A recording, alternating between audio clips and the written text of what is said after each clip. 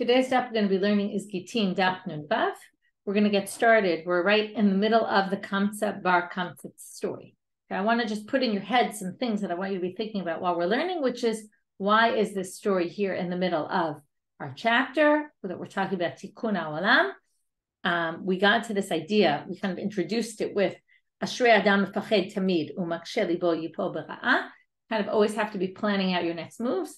Kind of like saying life is like a game of chess. When you play a move, you have to always think, what is the next move going to be? What will happen if I do this move? What will be the ramifications of my actions? And I think that already I can give you a direction that I've been thinking of, which is that I believe that the whole idea of Tikkun Olam, okay, if you start with the first one, right, with Rabban Gamliel, who made this takana in the beginning of the 4th chapter, of not to cancel the get, we're not in front of the woman or the shaliach, in order to make sure that we think about what will happen as a result of that.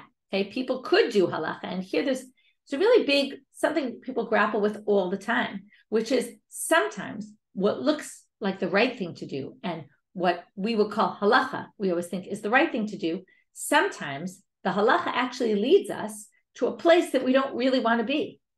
And the idea, right, it's always good when you bring a story, because stories make us imagine things much better. I mean, even though this chapter and the previous chapter, fascinating in terms of thinking about issues, and, you know, with the orphan, you have to worry on the one hand this, on the other hand that, right? If you want to help them, on the other hand, you have to worry that if you help them, you might end up, nobody will want to sell them down the road, or nobody will want to buy from them. And constantly grappling with what will happen if we take halacha at face value, there's all sorts of problems that might happen. And we might actually be undermining something very important. And that's, I think, what we're getting at in this story. And what's interesting about this story is, it says because of Kamsa Bar Kamsa, Jerusalem was destroyed.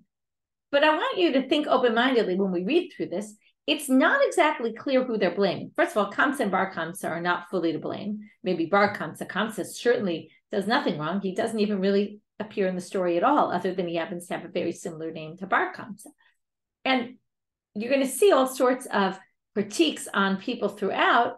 And it seems to be that there's a bunch of people here responsible. And it's not just one person. It's a lot of people who really didn't think through what will happen if I do the following.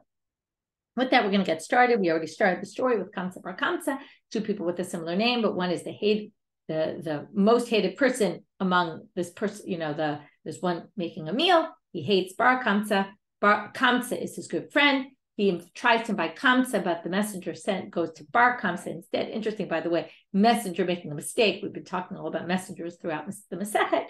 And what happens?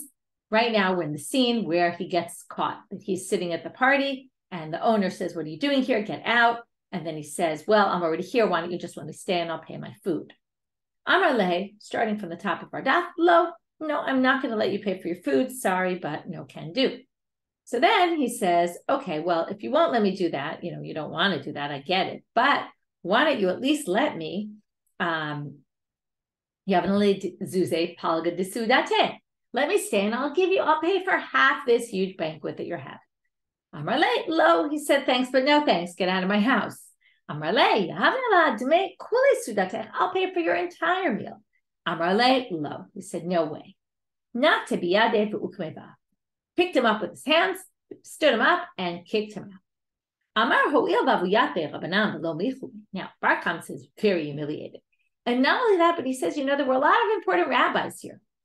And nobody stopped him at all. It must be they were okay with this. Now, that cannot possibly be, in which case, I don't see this just as a problem of the owner of this meal, who, by the way, goes unnamed, but I see it as a problem with all the rabbis in general. In order to take revenge, I'll go tell on them to the Roman emperor. He goes to the emperor. He says, Mardubach Yudai, the Jews rebelled against you. Amarle, mi Amar. He says, how do you know this is true? Amarle, why don't you do the following? Shadr le korbana, bring them an animal for a sacrifice. Chazidim karban, see if they sacrifice it or not. Azal shad biyade iglatilta. He sends an egel. Third, there's different things about what a third half means, but it's usually the best half there is. Bahade de Kaate, on the way to get there, Shada Behemuma. Bar Kamsa inflicts a wound into the animal, either beneath Spatayim or on his lip. Some people say it was this mum called dukin in your eye. Again, we're not going to get into all the details of this. It's not so important, but it causes like a filmy membrane on the eye. Either which way, these are both mumim, whether it's this one or that one. It's something that for us, it's a mum, but for them, it's not a mum. Okay, that means Gentiles can bring sacrifices to God even outside the temple. And if they do, they can even bring, these are mild mumim. The mum they can't bring is if there's a limb of the animal missing. But this is something minor, they're allowed to. But for us, we can't bring it in the temple. So the rabbis couldn't sacrifice it. So now let's see what happens. So here comes this animal, sacrificed with a mum. Savar Rabbanit the Karuve, Mishum Shalom Malchut. So well, look, for the purposes of Shalom Malchut, this, by the way, is going to come up Darchei Shalom in the next Mishnah, like 2 Mishnayot ahead, which is kind of the cross between Tikkun Olam and Darchei Shalom. Darchei Shalom is in order to make peace. So if we want to have peace with our neighbors, right, and the Romans already, it was pretty not great with them, we should sacrifice it. So here the rabbis wanted to do something, but what happens? Rabbi Zechariah ben Avkulus comes. People will say that we put mumim on the mizbeach. Now, chess player, not chess player. What does he say? Well, I'm worried about the future ramifications. The question is, though, did he think about all the future ramifications? He thought about the fact that people might claim, oh, we can bring animals with blemishes on the altar, which would be pretty bad. But wouldn't it be worse if the temple is destroyed? And then we can't bring sacrifices at all. So to a certain extent, he thought about it, but he didn't think properly. Several of the Miktalim, they said, maybe we should kill Bar Kamsa, so he won't go back and tell them what happened. People will say, if you inflict a wound in an animal, you get killed. Forget about the fact that we're talking about sacrificing life and yet not bringing an animal on the altar, right, with a mum. Also, now you might say he really did treason, which maybe is liable for death because he told on us to the Romans, and put us in this complicated situation. Anyway, he didn't want to do it for that reason. So now, Amar Rabbi Yochanan. Now, that's kind of the end of that section. Rabbi Yochanan's comment on this whole thing is, which sounds like a good thing, right? Anava is always humility. We always look at humility as a good thing. Whoa, big whopper of a sentence. His anava, which humility, which we think is a good thing, caused the destruction of our temple, caused the burning of the sanctuary, and caused us to be exiled from our country. So humility is not always a good thing. And here's a really big criticism, it seems anyway, right? It's hard to read it otherwise, although some people do, but it's hard to read it otherwise, really caused the destruction of the temple. Now, what does it mean, humility? Right? It meant he was a little bit meek, right? He didn't want to do anything to cause, some possible side effects, but it caused great side effects. Some people, by the way, in a different version of this story, I think it's in Eicha Rabbah, a bunch of different versions of the story. Another one is in Avot de Rabbi Natan. They end up with, so in Eicha Rabbah, Zechariah ben Avkulus is at the dinner also. He's at that banquet. And he doesn't say anything. And perhaps that's the anava of him that also caused, right? Anava could mean sometimes when you're humble, you don't say anything. And it's being quiet and not being forthcoming and doing something active and just saying, well, let's leave it. We can't really do action here. That really causes the destruction. Now, he's really clearly not the only one at fault, but they do seem to fault him pretty strongly in this version. In the version of Avot Rabbi Natan, we don't have this criticism so much. And we're going to see the same kind of criticism look at other rabbis who also don't do enough action, according to the Gemara here.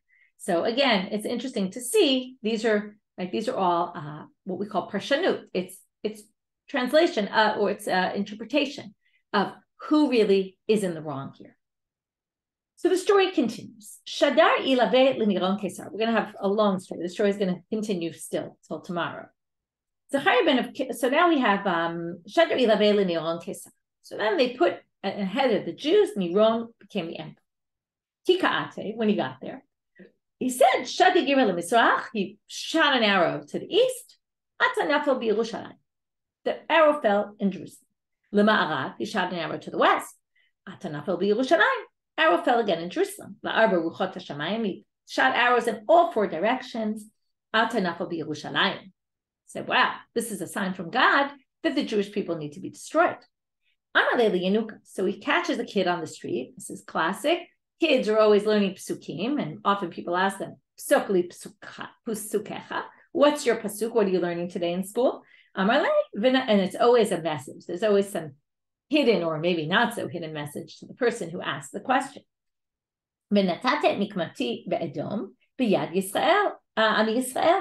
I took my revenge on the Edomites, which is Rome, in the hands of the Jewish people, meaning he understood right away,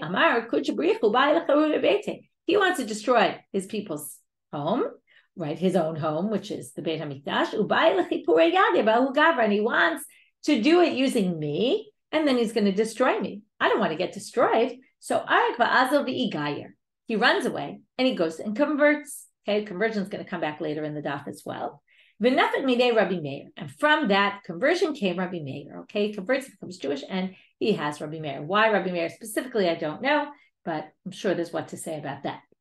Shadri Ilabayo, I just have to say, if it's not obvious, this story is written about, there's books written about it, there's articles written about it, there's everything said about this. So this, in a Daf Yomi class, we can't even get to the tip of the iceberg here, but just know this is obviously one of a very central story of midrashic stories that come up in the Talmud and requires a lot more thinking and research about it than we're going to do today. But we'll at least get through all the details of the story, and then you can think about it on your own. And if you want, you can read more about it. So now what happens? Shadre ilavela Aspasianus Caesar. So now he sends to Aspasianus Caesar. This is the Romans. The Romans send, instead of Nero left. So now they have Aspasianus. So he goes, and he's now there for 3 years. He puts this siege on the city. There are 3 very wealthy people. Nakdimon ben Gurion, ben Kavas Sabuan, ben Tzitzit HaKesef. Nakdimon ben Gurion, Shenakdalo Chama Ba'Parol. You might remember him from Ta'anit. He's this person who owed all this money because he got water for the people when they went on the Aliyah Regal. I think it's Nakdimon ben Gurion. It's in Ta'anit. I think there was a story in Ta'anit, and I think it was also maybe in Chagiga. Anyway, what happens is he doesn't return the water on time, and then the guy says, pay up. And then all of a sudden, the sun came out from behind clouds, and he said, oh, it's still daytime. And then it ends up, right, it rained, and the guy said, well, it's too late. And then, but in the end, the sun came out, and he said, oh, it wasn't too late. He still had time in his loan. So he was known to be a very wealthy guy. Ben Kav Savua. Why was he called that? Anyone who comes in hungry as a dog comes out satiated. That's where you get Kalba Savua. He was the father-in-law of Rabbi Akiva. Ben Tzitzit HaKesef. Who's this guy? Much less known. Shaitat Tzitzaton Nigreret Al Gabek Satot. He wore tzitzit that were so long that it would drag on the pillows on the floor, or the coverings on the floor. His chair was among the great people of Rome. That shows his wealth and his importance. So one of them said, so these 3 people, now there's a big siege, but there's 3 wealthy people. So one said, I have enough wheat and barley for everyone in the city. I have wine, I have salt, and I have oil. The other one said, I have wood. Well, the rabbi said the most important of all these is the wood. You might not have thought that. Well, let's see why. The Rav Chisda kol akalide habamaser l'shamei bar miditzib. Rav Chisda would give all of his storage houses to the charge of his shamash, which is interesting. The shamash, right? Oh, well, I'll finish the sentence and then I'll go back. Other than Sive, he basically wouldn't let him be in charge of the wood because he said, "Damar Rav Chisda akab dechite by shitin akal b'ditzib." For every storehouse of wheat, we need 60 storehouses of wood, because wheat is no good if you can't cook it or bake it, right? You need to bake bread. If you don't have wood, it's useless. And you need so much wood to bake, to make a fire, to make your bread, that basically wood is much more important. Okay, this is, again, a kind of thinking ahead. And notice he didn't rely on his shamash. right? The shamash in the beginning of the story is the one who caused this whole problem by inviting the wrong person. Not to say something wouldn't have gone down some other way. It seems like they were on a bad track anyway, but he clearly is also a little bit to blame. So between the three of them, they had enough to support the people for 21 years. Now we get a insight into what's going on in the city. There were all these biryonim, bullies, okay, rough and gruff, tough people. Amr lehu Rabbanan, the rabbi said to the bullies, why don't we make peace with the Romans? Lo shavkinu, the bullies wouldn't let them. Why don't we make war against them? Right? This is the classic ongoing debate always. Is it better to make peace or is it better to fight? We're not going to beat them.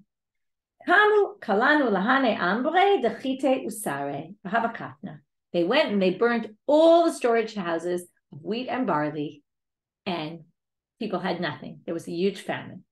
Now we're going to see a story about the famine. Marta bat Baitus, atirata d'Yerushalayim havia. Marta bat Baitus was of the wealthy people of Jerusalem. She sends her shaliach. Okay, again, we're in this Masechet all about shlichim. We already had the shamash there. That made a mistake. We had the shamash who wasn't trusted. Here we're going to see also by using a shaliach, she didn't really play her cards real well. She said to the shaliach, Zil aitele smida, go bring me fine flour. At the azil is the ben. By the time he went, there was no more left in the shuk, because in a famine, right, everything goes quickly. Ata amarala, so he goes back, instead of buying what there was, he goes back, he says to her, listen, smida leka, chivarti ika, there's no fine solid, no fine flour, but there is white regular flour. Amrale, zil aiteli. So interestingly, he doesn't buy it for her. He wants to check with her. She was obviously a very particular woman. We're going to see this from later. Didn't want to buy anything without checking with her, right? You ever do this where you send someone to the store and then instead of buying, they come back and they say, listen, they didn't have that. And you're thinking, why don't you buy something else? Like, well, I was worried you would get angry with me. Why did you buy that instead of that? So you could see. Anyway, she says, go bring me. Ada azil is deben. In the meantime, he goes to get the white flour and it's all sold out. So again, he goes back and he tells her, there's no fine white, there's no white flour, but there is bran flour. So go bring me some. Is the ban. In the meanwhile, he goes back and there's not even bran flour left. So all that's left is barley flour. Keep going here. She says, go get me some. Is the ban. In the meantime, he goes and then there's no more left. At this point, she realizes, I can't send him again. I got to go myself, because obviously if she'd gone herself the first time, she would have had white flour. But instead, what happened? So she goes to take off her shoes. Not clear why she takes off her shoes, but we're going to see the shoes coming up again later. Shoes seem to be a sign of maybe she was wearing heels and it wasn't right to walk in those heels. Or we're going to see later, maybe she really never left her house. She wasn't used to leaving her house. Anyway, she puts on her shoes. She takes off her shoes. Let me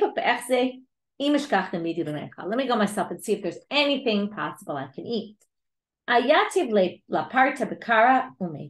She steps with her bare feet on a piece of dung, animal dung, and she dies right there out of horrific. She's horrified by what happened. She's so tender and gentle and isn't used to this kind of thing, and so wealthy that, she just goes into a state of shock and dies. Kare ale Rabban Yochanan ben Zakkai, he said about her the following pasuk: the soft and tender, Ashalonis takaf ragla, her foot never went on the street or never went, right? The pasuk continues actually with, just finding it, Hatzal gala aretz, right? Her foot never went on the ground, okay? So here, the first time her foot went on the ground, she kind of goes into a state of shock and dies. Okay, next version of this wasn't that happened, but she ate the dried figs of Rabbi Tzadok. And she was disgusted by it and died. What are the figs of Rabbi Tzadok? They don't sound so horrible. Well, the Rabbi Tzadok yativ 40 shnim b'tanita. He was worried about Jerusalem being destroyed, so he sat for 40 years and fasted. That's a long time. Now, he was so emaciated that when he would eat, his body was so thin, you would see the food from the outside going through his body. When he was getting better, Maitele grogro, in other words, when he decided to stop fasting, they gave him some fig seeds. He couldn't even eat them. So he squeezed out the water and just drank the liquid from it.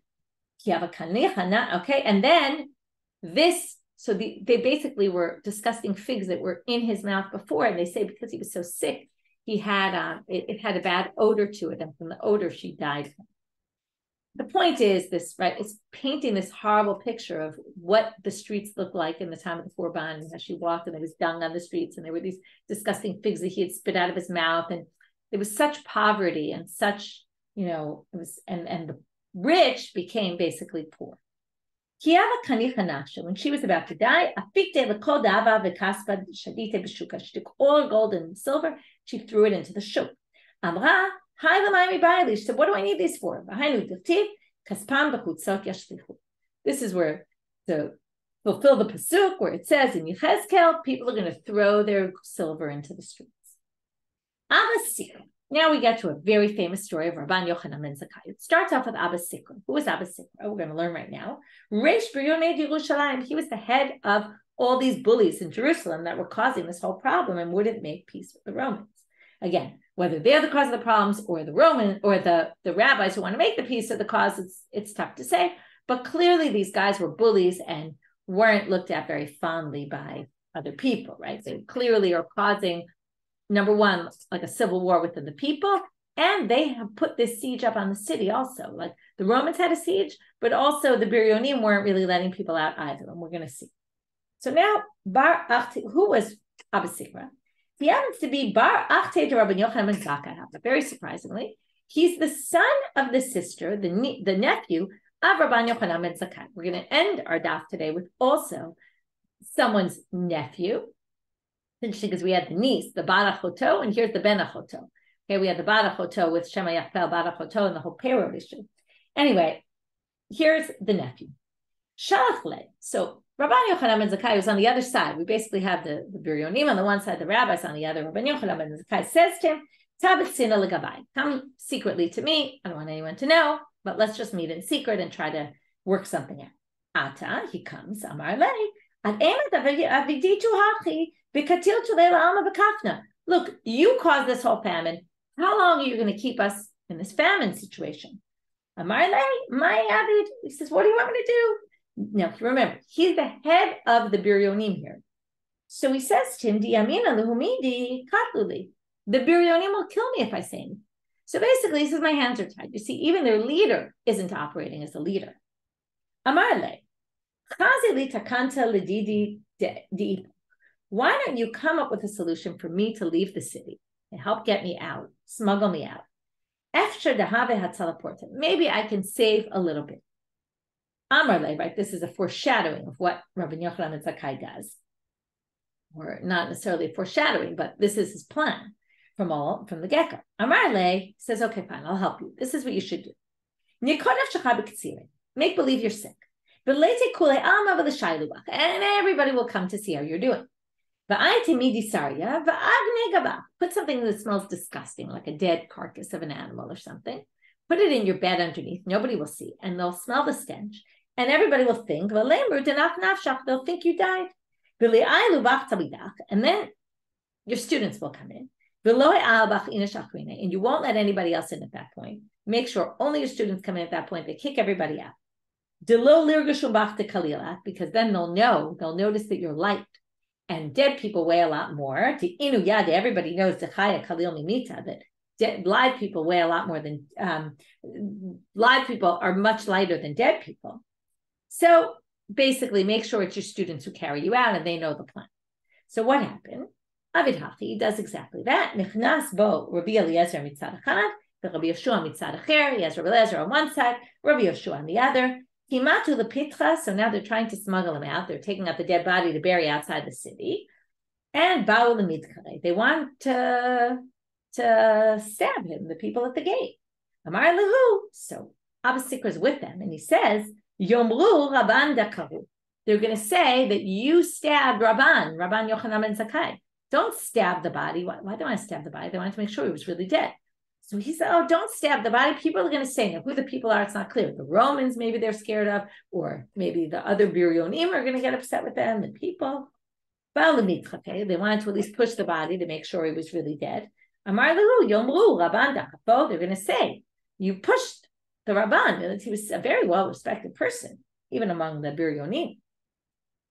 So what happens? He says, so Patchule Bava, they open the gates, nothing. He goes. When he gets to the Roman emperor, Amar Shlam alach Malka, Shlam alach Malka. Peace be to the king, peace be to the king. Well, the king's reaction right away is Amar lei, Mechayevet chekatva. You're liable for the death penalty ×2. Why ×2? Chada. Dilav Malkan, v'karet le Malka. Number one, I'm not the king and you call me the king. That's treason. That's, a bad thing. You can't call me the king if I'm not a king.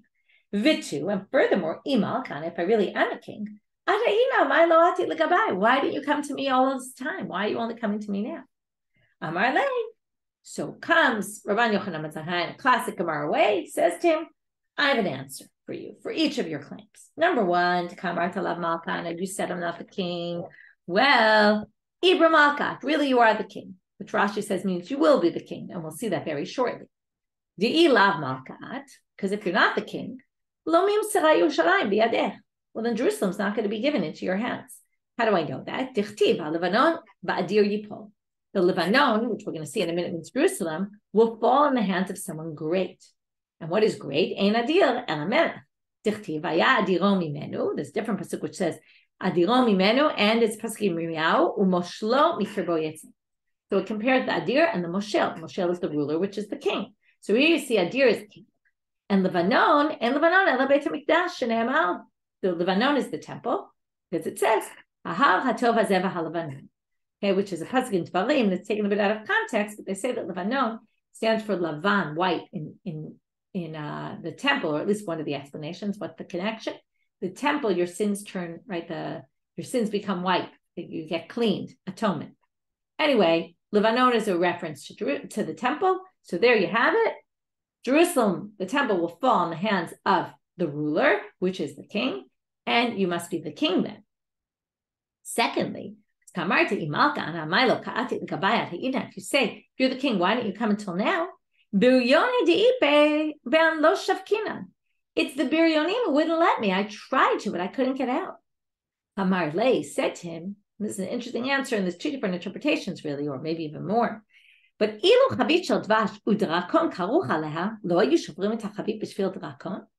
sometimes, even though you're going to lose something important, which is kind of a reference, and you're going to lose Jerusalem, but sometimes you have to, if you have a barrel of honey, which was very expensive at the time, and it had a dragon around it, sometimes to get rid of the dragon, you have to sacrifice the honey, break the barrel, and that will get rid of the dragon. So sometimes you have to break.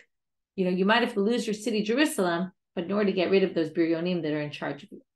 Some people say that he's talking about himself, and he's saying, oh, are you coming to ask me why I'm destroying Jerusalem? Well, sometimes you have to destroy Jerusalem to get rid of something so beautiful like Jerusalem. You have to destroy in order, right, to get rid of the dragon that's on top of it. And maybe we're trying to get rid of either the Biryonim. It's not exactly clear what he's saying here.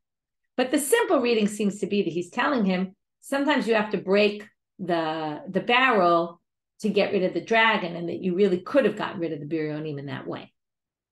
Ishtir.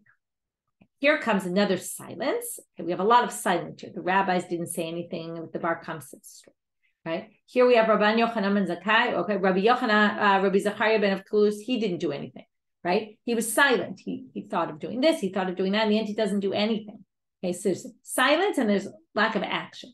So here, he's just silent. He doesn't answer. And here he gets criticized as well. Hari ale Rabbi Yosef. Rabbi Yosef said about him, V'itema Rabbi Akiva. Some people say Rabbi Akiva said it. Meshiv chachamim achor v'da'atam yistakel. This is someone who pushes the rabbis behind and messes up their mind, like confuses their mind. This is what Aspasianus did to Rabban Yochanan ben Zakkai. Okay, and he, we're still at Aspasianus, right? I'm confused. I think we're still with Aspasianus. I believe so. Okay, now we're going to continue in the story. they want to tell you now, what could Rabban Yochanan ben Zakkai have answered? And sometimes it's quiet because he didn't have an answer. But now they say he should have had this answer.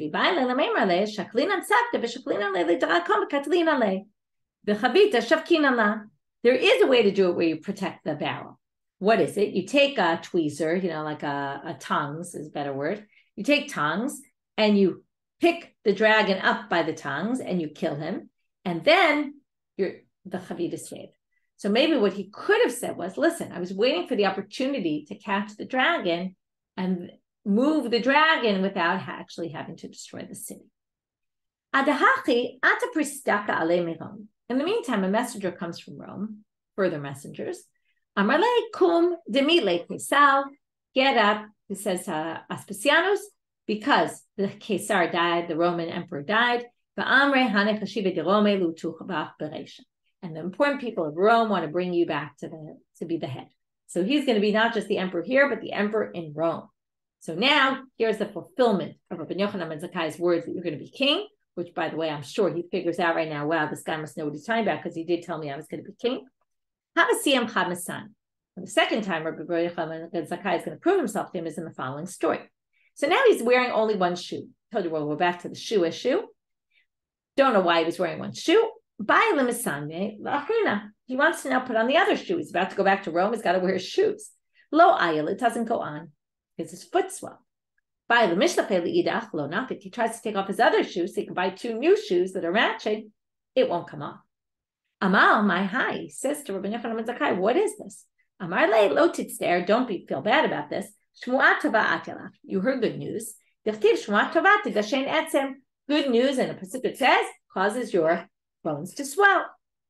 Elamai tekantis, he says to him, what can I do? Leiti inish shalom yatva da'ate minei. Go find someone, bring someone who you don't like, gets you upset when you see them. Velachov kamach, and he'll walk right by you. Dichtiv ruach nechayati abesh garin. If you get upset at someone, right, and you look down on someone, that'll cause your feet to unswell, right? It'll make them dry up, and that will help the swelling, and then you'll be able to take your shoe, you put your shoe on. Avid hachi ayel. And it worked, and his shoe went on. Amar le, and now he says to Rabban Yochanan ben Zakkai, who proved himself doubly, right after he said, I'm going to kill you for two reasons, now he actually has two good things going for him. Amar le, if you're so smart, again, I'm going to ask you the same question. Why didn't you come to me all this time? Did I not answer you? What do you mean? I answered you back and you didn't answer me at the end. In other words, you still didn't answer me because remember the back and forth from before. He says, listen, I'm going to go and someone else is going to come in my place. That's what Aspasianus says to him. Why don't you ask me for something and I'll give it to you? Amar le, here comes the big famous quote, Tain li Yavne v'chachameha. I want Yavne and the Chachamim. Let us establish a new rabbinic establishment in Yavne instead of Jerusalem, meaning he's already giving into the fact that there's going to be a destruction. He doesn't ask to save the Jewish people. And, right, was this good? Was this not good? That is a really big question. And he asked for two other things in this version of the story. Some versions, like in Avot Rabbi Natan, he only asked for one. Shushilta de Rabban Gamliel, I want the Shoshelet of the Nisiim, of Rabban Gamliel's family. I want that to stay. That's the Davidic dynasty that's still going on. The Asvata de Masiel, another Rabbi Tzadok. And I want a remedy, bring a doctor, your best doctors, to help Rabbi Tzadok, who was the guy who fasted for 40 years and can't keep any food down. Kari ale Rabbi Yosef, B'itema Rabbi Akiva. Again, we're going to have that same quote, either in the name of Rabbi Yosef or Rabbi Akiva. Again, Rabban Yochanan ben Zakkai blew it. Meshiv Chachamim Achor v'Da'atam Yisakel. He caused, right, they were, right, Rabbi Akiva was known to want to fight against the Romans, and he's very upset with Rabban Yochanan ben Zakkai for what he does. If you go by the version, it's Rabbi Akiva. I read a nice little article on Da'at by Dr. Nitza Dori. It was an article in Hebrew, and one of the things she said was that, pointed out, Rabbi Akiva is a person used to change. He has no problem with revolution, with shifting things entirely. So his whole idea was, let's get rid of the Romans. We'll be able to fight against them. From the fact that he turned from a poor person to a rich person, a person who didn't know any Torah to a person who was very knowledgeable. He was the son of converts. So switching around, revolutions didn't bother him. Whereas Rabban Yochanan ben Zakkai, right? And the question is he right or not? And there's no really good answer from this story. I mean, our Gemara seems to definitely be critical of all these people that don't take strong action. That's for sure. The other versions don't have as much negative, not all of them anyway, have this negative, criticism about the rabbis here. Here we have the criticism again, the rabbis who didn't say anything at the Bar Kamsa scene, the rabbi Zachariah ben Avkulus who didn't do anything with, at the end of that with the Baal Mum, with the animal. We have Rabbi Yochanan Zakkai who doesn't, wants to make peace, and then goes to the Romans and basically only asks for very small things.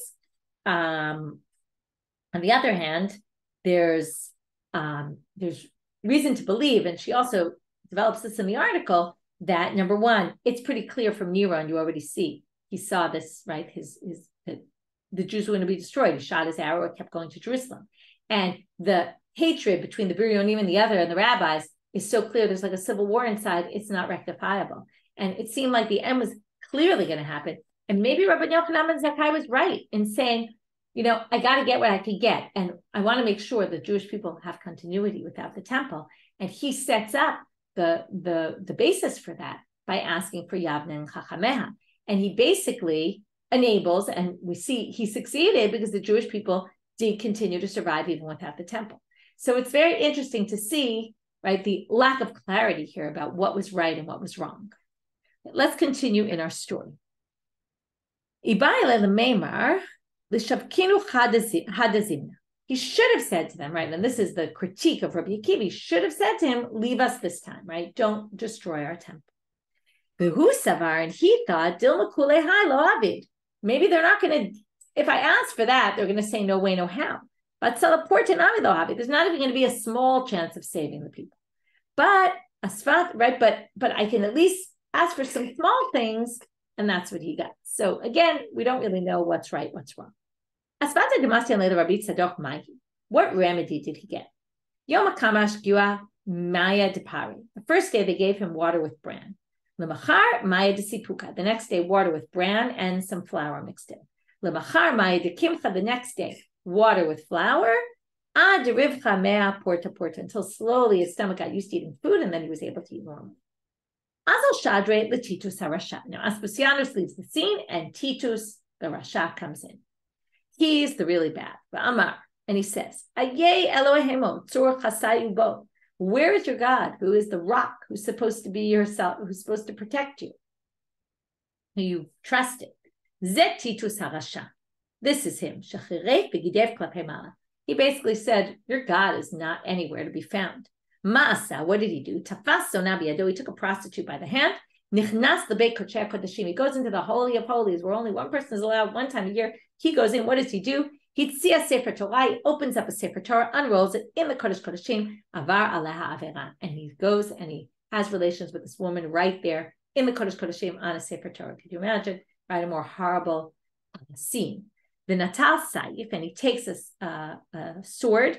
Vigider et haparochet, and he tears the parochet cover, right, of the aron.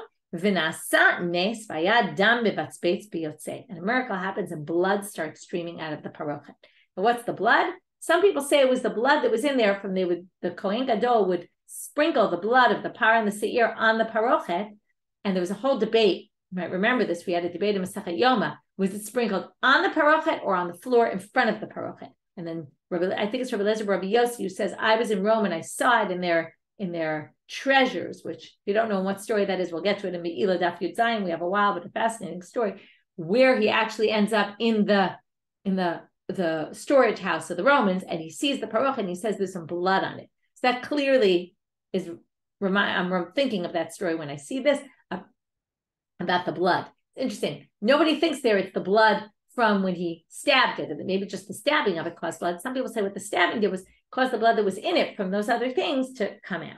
Anyway, unclear, but it's obviously a foreshadowing of the blood and the bloodshed, and he's killing God kind of thing. And in fact, he even thinks he's killing God because Savul, he thought haraget atzmo. He thought he killed, not atzmo usually means himself. It means atzmo of Hashem. He thought he killed God when he sees the blood. You're the ones who come up against you will scream. Samu ototamoto, and they made signs out of their signs. They believed there were these signs. Abba Hanan Omer, Mi chamocha chasim ya, mi chamocha chasim b'kashem. Abba Hanan says, he quotes the pasuk, who is like you, so strong like you, God, and so strong and hard. This is a fascinating line, especially in light of the silence. He says to God, how were you silent when you heard what he said about you in the temple?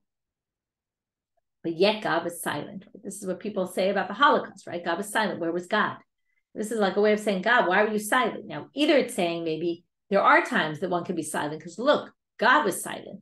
And maybe it shows that the silence of everybody wasn't necessarily the wrong thing here. Again, we're left with more questions than we are with answers in the story, which, on the one hand, we like to have answers. On the other hand, it leaves a lot open to interpretation. Debei Rabbi Yishmael Tana, another writer that says the exact same idea, Mi chamocha ba'ilim Hashem, who is like you among the gods. But how do they translate it? Mi chamocha ba'ilmim, who is like you, who is silent. Again, this idea that God was mute, he didn't speak.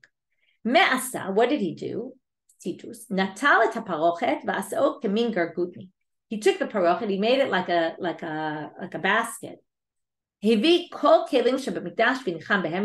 the kelim from the temple and put them in there. When he goes back home to go bragging about this. Shenamar, where do we learn it from? A pasuk. We saw evil people who were buried and they came. It's a little bit strange what that means. We'll see in a minute. And from a holy place they went. And then they are found in the city about which they did. So it's not a very clear pasuk. It's a pasuk in Kohelet. I saw Rishaim that, now it's not the Rishaim were gathered, but the Rishaim who gathered things like all the kelim of the Beit HaMikdash, and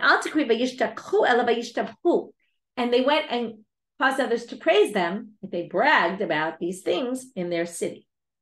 Some people say mamash. It was actually things that were buried. Again, it was what they collected, not that it's defining the Rasha as buried. No, the Rishaim took things that are buried, meaning he even found all the things that everybody hid. And he took all their money, right? That's what people did with their money in those days. They hid it. They didn't have banks. This is like the Greek gods, right? So he's on his way back and comes a big storm and it wants to make his whole boat sink. He says, you know what? I know their God, he's all about water. And his strength is in the water. If I take him out of the water like a fish out of water, right? He won't be able to do anything. How does he know this? Because how does he know that his strength is in the water? Paro came, he drowned him in the water. Sisra came, like a famous battle where the snow comes down the mountain, Par Tabor, and they all drown in the bottom of the mountain in the water. He's trying to drown them. If he's strong, come out onto the land and I'll fight with you there. Heavenly voice comes down and says to him, Rasha ben Benosha, you Rasha, son of Rasha, great grandson of Esav Harasha. I have a little teeny creature, nothing creature, and it's called a yatush, a mosquito. Why is it called a very simple, not complex creature? It has a way, it brings in food, but it has no way to let out excrement. Okay, it doesn't have an exit. Anyway, leaving that point aside about how they understood these bugs, but so the heavenly voice says, come fight with me. Comes out to the land, and a mosquito goes in his nostril. And it starts spinning around in his brain for 7 years. And it's just going and going and going. You can see how that could drive a person insane. He goes by a blacksmith store. He hears the noise of the banging, and he's silenced. Here, another silence. We have the silence of the mosquito. Mosquito is silenced by the banging. It's interesting, right? The banging usually gives you a headache, and the banging is actually going to help him. Amal ikatakante, he said, wow, there's a resolution here. I found a solution to my problem. So every day they bring someone to a blacksmith to bang before him. If it was a nochri, he gives him 4 zuzim. This reminds us of the 4 zuzim we just had. Anyone who wanted to kill the Jews, right, would get 4 zuzim or would have to pay 4 zuzim. L'Yisrael Amar, if it was a Jew, he would say, Mistayech, v'kachazi b'sanech. At least your reward is that you see someone who you hate suffering. Ad taltin yomin avid hafi. This worked great for 30 days, but mikam va'elach kevan dash dash. The mosquito got used to it. It's like you get used to anything, and it just stopped working. And then it would still go around in his brain. Tanya Amar b'Pinchas ben Aruva, ani ayiti ben gdolei Romi. So Pinchas ben Aruva says, I was among the great Romans. Kishem meit patzuat mochom. When he died, they cut open his brain. Umatzubo kitzipor dror mishkal shnei slaim. They found a bird, the size of a bird in his brain. The yatush had grown to the size of a bird, and it weighed 2 slaim. And that's how big it got. But Manita Tana, some other exaggerated stories about this. Kigozal ben Shana, it was like a chick that was a year old. Mishkal shnei liter. It was 2 liters in weight. They say his mouth was copper and his nails were iron, the yatush, okay, in his brain. He have a kamayit. When he died, Amar lehu liklayuat lahu gavra libadru lekitme asher yame. He says, listen, burn me and sprinkle my ashes across the 7 seas. I don't want to be brought to judgment. So spread me across 7 seas so that God won't be able to find me. Onkelos bar Colonicus, bar achte de Titus, hababai ligiyure. So now we have Onkelos, the son of Colonicus, who was the nephew, the son of the sister of Titus. Again, we have these nephews here. And he wanted to convert. Why is that? Azal askele Titus benegida. He goes and finds Titus through a balat ov. He brings him up from the dead. Amar le man chashibahu ama. He says, who's important in the olam haba? In the afterworld. Amar le Yisrael, he said the Jews are. Mauli de bukebu, so maybe I should join them. Amar lehu milim nafshay, milayim nafishin, v'lamatza l'kiyumim. They have way too many mitzvot. You'll never be able to keep them all. Zili garebu bahu alma, go bother them in this world. Try to chase after them. She starts quoting from Eob. He says the people who go against them will rise up. So if you go against them, you'll rise up. Anyone who goes against the Jews will be ahead. He says, okay, well, what did they judge you up in the heavens? And with this, we will stop today's daf, end our story here, and we're left in the middle, but we will continue more along these lines tomorrow. I've left you with a lot of food for thought. It's not really a daf that needs so much summarizing, so I'll stop here and leave off here. Have a great day, everybody, and like I said, a lot of food for thought.